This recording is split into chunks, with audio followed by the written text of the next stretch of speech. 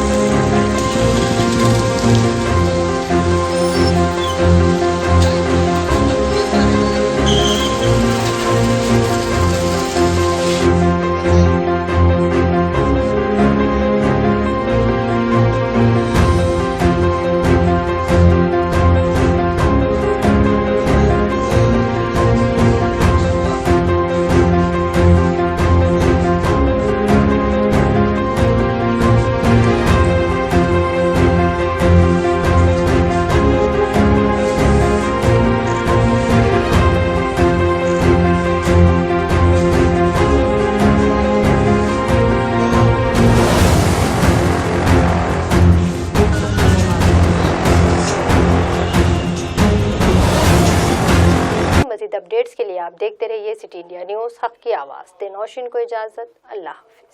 दोस्तों, अगर आपको हमारी न्यूज और एंटरटेनमेंट तमाम प्रोग्राम पसंद आते हैं तो फिर लाइक करें, शेयर करें और सब्सक्राइब करें, और हाँ, बेल आइकॉन दबाना ना भूलें ताकि आप हमारी हर न्यूज और हर एंटरटेनमेंट प्रोग्राम से अपडेट रहें।